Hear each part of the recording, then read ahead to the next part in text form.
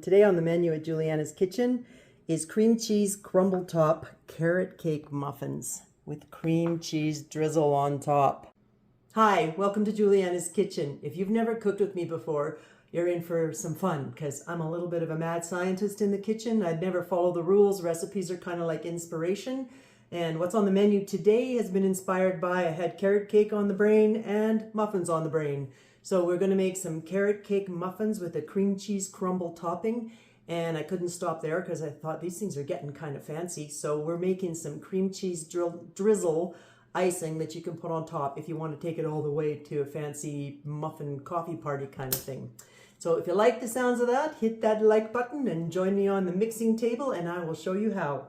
So the first thing we want to do is get the wet ingredients going. So we're going to start with a large bowl here and we're going to have 2 eggs we're going to crack into there.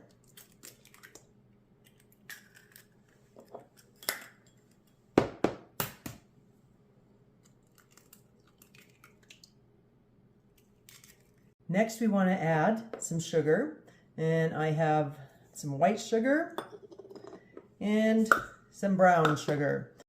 And then we want to mix that up. That was 1/3 a cup of white sugar and 2/3 a cup of brown sugar. So just give that a quick mix, and then to that we want to add 5 tablespoons of sour cream. So if you want a little bit of a hack on this, 5 tablespoons is just a little bit less than 1/3 of a cup. So I just filled this, and I don't know if you can see in the camera, a little dent in there where I didn't quite fill it. And then we also want to add some oil. It's a 1/2 cup of oil that we want to add to the mix. So give that a good stir. And then we're going to set it aside and we'll shred some carrots. Before we shred the carrots, obviously we've got to peel the carrots. And I'm not going to have you watch me peel all these carrots till we get there. But I do want to tell you, if you are interested in an awesome, amazing freaking vegetable peeler, I have had this Swissmar vegetable peeler for like 20 years. And they are amazing. So I'll put a link. I am an Amazon affiliate and I will have a link in the description where you can get one if you're interested. I'm new to YouTube and every little bit helps. So if you see anything you like on the links and buy it, that just helps me out a little bit. Okay, so we're going to need 1.25 cups of shredded carrots. And not all carrots are created equal, so I can't tell you how many. In fact, mine are really sad and skinny. So I want to show you a little kitchen hack. When you get a whole bunch of little skinny carrots, then you can cheat and hold them together like 3 or 4 at a time and grate them all together rather than 1 carrot at a time, and it goes a little faster. And you want to use the fine side of your shredder, not the typical pizza cheese side, just the finest side you can. It just makes for nicer muffins. While we're on a roll with the kitchen hacks, I'm going to show you a trick with the nuts, because I don't know if you've ever chopped nuts on a cutting board before, but when you do, they go flying all over the place. So this is my little quickie kitchen hack. So we're using a 1/2 cup of walnuts, or if your friends have nut allergies, then you can just use a 1/2 cup of pumpkin seeds, and you can do the same thing, or just leave the pumpkin seeds whole. But you just want to put them, you notice there's a 1/2 cup, but you want a little bit more heaping just to make up for the difference since they're going to be compacted now. And you want to put them in a Ziploc baggie and just hit them with a rolling pin. Get a little of your frustrations out. Or you can just roll them too. So we're going to put it all together now. Back to the bowl with the wet ingredients. We want to continue with adding 1 teaspoon of vanilla and a 1/2 cup of raisins, along with those walnuts that we just smucked up. And you can actually save this bag if you want. We can use it for the icing later if you're going to make icing. Okay, so you want to mix that up, and we need to add those carrots. So it's a 1.25 cups of carrots, and I didn't mention the kind of oil I used. The oil that I used is olive oil. You can use canola, whatever you prefer. I just tend to use olive oil for just about everything when I need oil. And if you want the recipe, a couple of things you can do is you can just keep rewind, pause, and write down all the instructions and ingredients. Or you can also now get it. I have the link in my description where it's available on my Etsy store in a PDF page form where you just order the PDF of the recipe, print it off, and then punch it and stick it in your recipe book. So those are now available. But if you guys stay with me, somewhere in this video, I am going to tell you the secret ingredient. And the first 5 people that subscribe and comment what that secret ingredient is, I will, in the community newsletter, post the winners, and then I will send you the PDF for free as a thank you for helping me promote my channel. So let's get mixing this up again. We just want that all mixed up, and now we're going to add the dry ingredients. You want to add a teaspoon of baking powder, a teaspoon of baking soda, and then we want some spices to go in there too. So a teaspoon of cinnamon, a half a teaspoon of powdered ginger. We need a half a teaspoon, or a little bit more, sorry, than a quarter of a teaspoon of salt. So I'm kind of doing a slightly heaping teaspoon, sorry, wish I could talk today, a slightly heaping teaspoon of a quarter teaspoon of salt. And then also we want a quarter teaspoon of ground clove. If you don't happen to have that, it's not a common kitchen staple always. You don't have to put the clove, but it adds a nice touch. And then same thing, quarter teaspoon of ground nutmeg. Give that just a quick stir, because we don't want to over stir, but we just kind of want to get the spices blended in before we add the flour. And we're adding 1 1/4 cups of flour. And now you only want to mix it enough to get the dry ingredients coated by the wet ingredients, so not over mixing it. Kind of like a standard muffin recipe, that's how you do it. You never want to over mix muffin batter, just enough to get the wet and dry good to go. And now we will put these into the muffin tins and make the crumble top.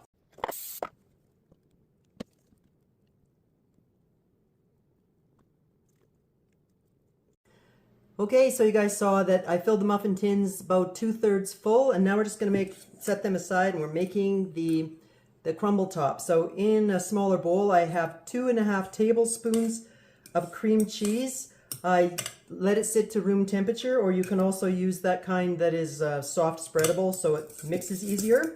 And in here I also have 1 tablespoon of butter. So just kind of want to mix those up for a second and get them nicely blended. And then to that we are going to add a 1/4 cup of brown sugar and mix that in a little bit too. 1/4 cup of flour and a 1/4 cup of rolled oats, just the regular quick cooking kind. And then I'm using a fork to blend these up because we want this to be crumbly in like pea-sized bits, and it's easier to do if you just use a fork. And if you guys can see, and just sort of like how you make pie dough, you just keep pressing down with the fork as you mix until you have a nice consistent crumbly, it'll be dry and that's okay, crumble top mix, and we'll put that on top of the muffins. So you just want to put a little bit on each muffin. If you're not against using your hands, it actually might be a little easier to use your hands, so wash up and then you just grab a little handful and sprinkle them on top of each muffin. And then we are going to put them in the oven and bake them at 350 for, I think it's about 17 to 20 minutes. You're going to want to keep an eye on them. I always set the timer for like 15 minutes and check on them. And how you check to see if muffins are ready? Well, hang on. When these are ready, I'll show you. So while the muffins are baking, we're just going to get the icing ready to go. So in a small bowl, you want to have 2 tablespoons of cream cheese and 1 tablespoon of butter. And again, same stuff, you want it room temperature softened. Mix it up with a big spoon until it's nicely blended. And you want to add a 1/2 cup of icing sugar to that.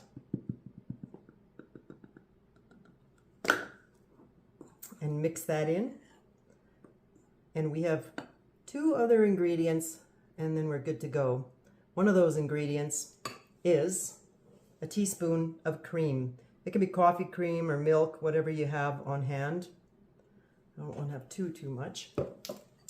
And mix that in until you have a nice consistency for a nice drizzly icing. So you just want to mix that up till you have a nice creamy consistency.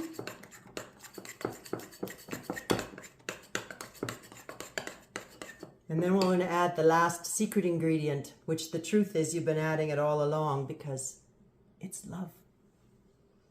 So if you put that at first 5 people who comment, subscribe, and comment that secret ingredient, you got the recipe.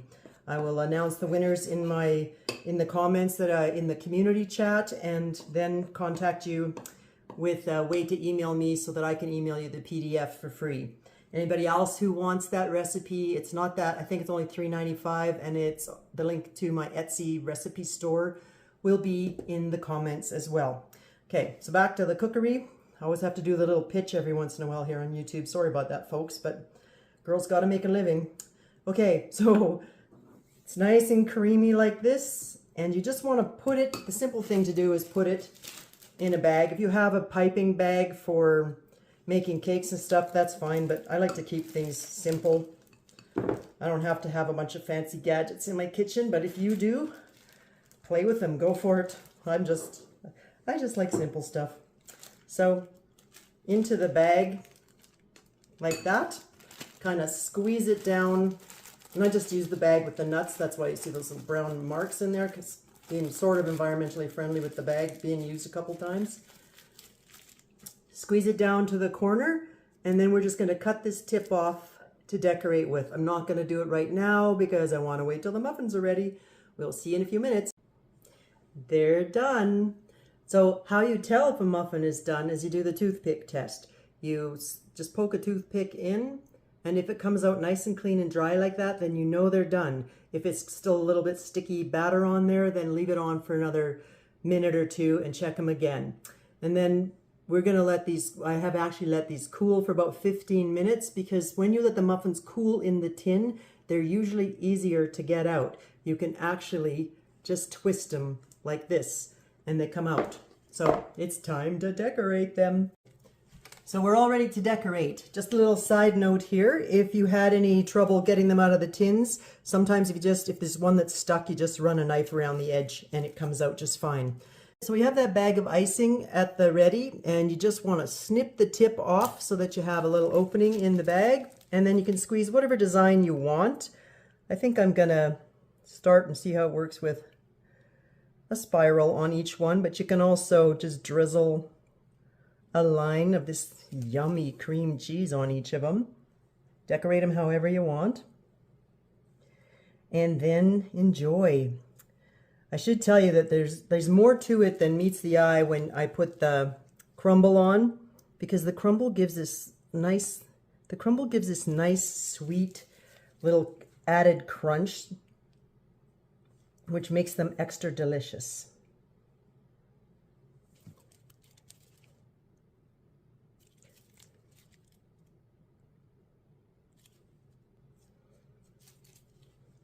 And you don't have to do the cream cheese icing, like I said, because the crumble by itself adds a nice little sweet crunch on the finish, but the cream cheese just takes them to the next level of decadent. So there you have it. If you like this video and you want to cook some more with me, you know what to do. Subscribe, hit that like button, and I will see you next week. Thank you for coming by Jeweliyana's Kitchen. Have a great day.